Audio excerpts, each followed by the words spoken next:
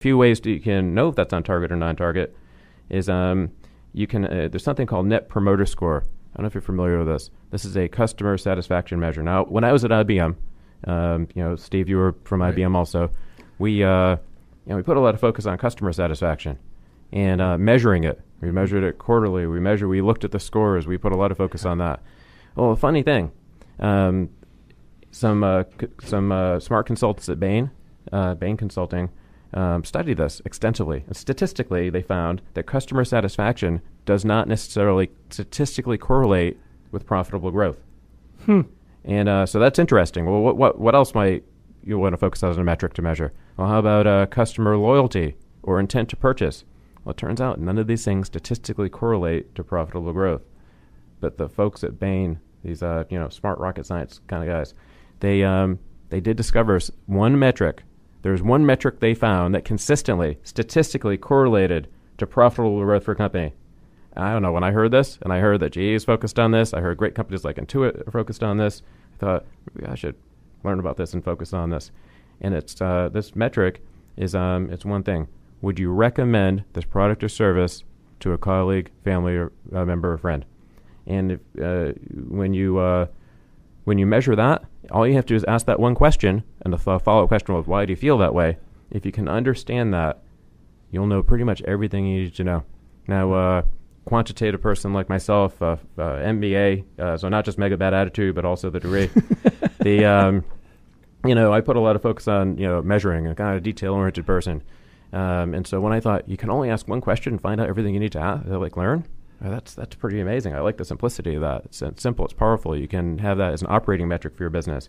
Well, what does this mean for your business? The score is from 10 to 0. 10 being absolutely you'd recommend to friends. 0 being not at all. How does this work? You take the percentage of people who said 10 or 9. Those are called promoters. Those are people who are out promoting your brand. I mean, you want these promoters. Then the people who 8 and 7s, these are neutral. You throw those numbers out. It's not that they're unimportant customers, but they're not promoters. And nor are they the next step, which is, let's see, 10, 9, 8, 7, 6, 5, 4, 3, 2, 1, and zeros. These are people who are detractors. These are people who are out there like so unhappy with you. We got to hush them up. We got to quiet them, right? Well, it's not so much that we got to quiet them. I mean, we want to listen to what they have to say. There's that great commercial from DirecTV, I think, where they're poking fun at saying, those customers who are like, troublemakers, we need to quiet them down or something like that. Well, it's not so much we need to quiet them down. We need to learn from them, but we want to turn them from detractors into promoters. So turn things around.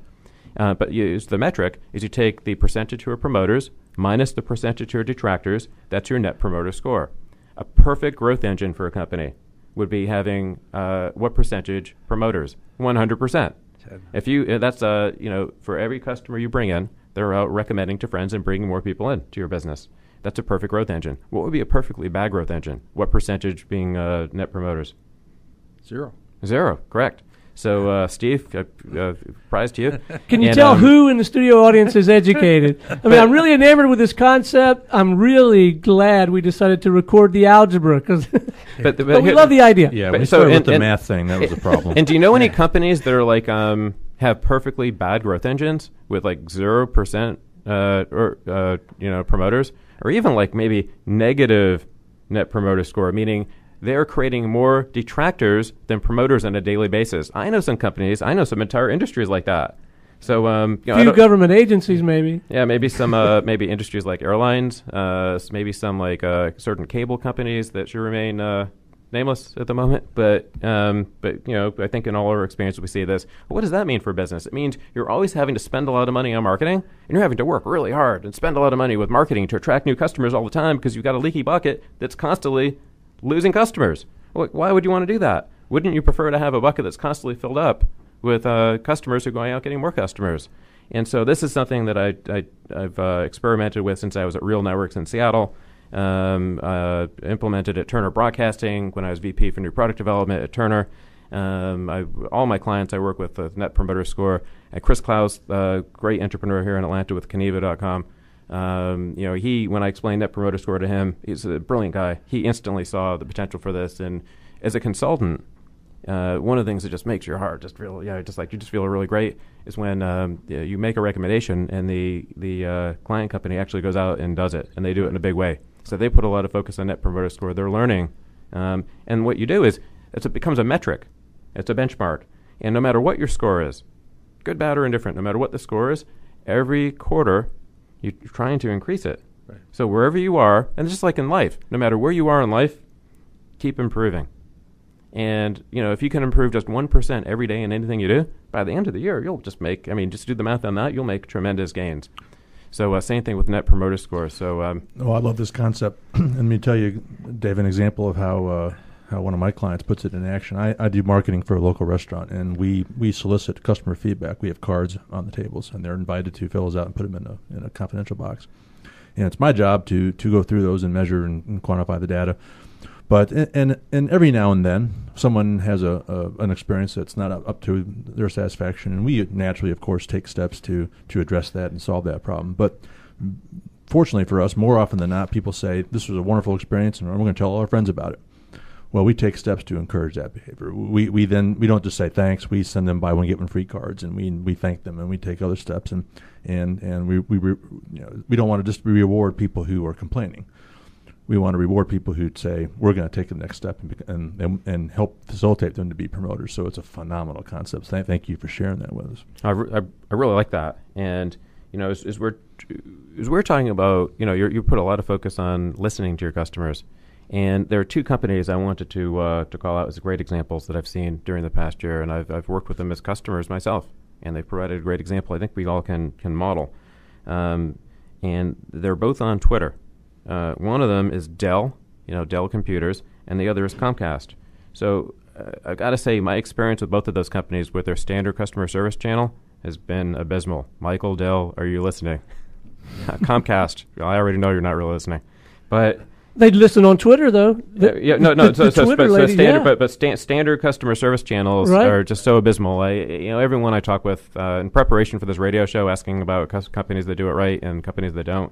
There's certain companies that happen pretty often come up in conversation that, but those two, their standard customer service needs a lot of work. But they've got some folks who are pioneers doing some great things. So at Dell, Richard Bernier, who's on Twitter, Rich_@_Dell. Rich, though, I had some issues and that weren't being resolved. And I said, you know what? I bet Dell's got some folks in social media. I'll get in touch with them and see if they can help. Rich is just out there on Twitter all day long. And what's he doing? He's looking for people who have problems with Dell computers and their Dell experience. And he's like, along with the rest of his team, he's helping people one at a time to solve their problems. How cool is that? So when I had a problem with my laptop and standard channels weren't helping, in fact, it was a miserable experience, he said, you know what? I'm going to help you get this done.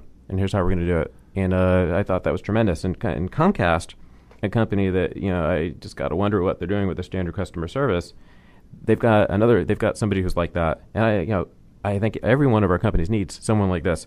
At Comcast, they're on Twitter at Comcast Cares, and his name is Frank Eliasson, and he's director of digital e-care. And if you just say anything about Comcast, like I'm having a problem with Comcast. So last night, season premiere of Mad Men. So one of the people on Twitter who I follow was having some problems with his Comcast service, and he's upset because he's not going to be able to see Mad Men. And he put something into Twitter, of course, saying, problems with Comcast. What happens next is something that completely surprised him. Comcast Cares on Twitter gets back in touch with him just out of the blue. They're monitoring what's going on Twitter with the conversations, looking for opportunities to help customers. And they said, how can we help? That is awesome. David, really we're about to run out of time, but before we let you go, a couple of things. One, how can people get in touch with you to learn more about your work, about innovation and customer experience, and maybe apply some of these ideas and strategies to their own work? What's the best way for them to get in touch with you? You can get in touch with me via email at davideckoff@gmail.com. That's DAVIDECKOFF@gmail.com, or my blog, davideckoff.com. Or you can check me out on Twitter. On Twitter, I'm David Eckoff. And or just howl at the moon, and you'll be there, right? Yeah, something like that. Yeah, and I actually do monitor Twitter for people talking about me, and I've got alerts on Google. If you mention my name out online, I'll see it, and I'll be in touch. And I like to be really accessible. And we'd love to hear from folks and talk business.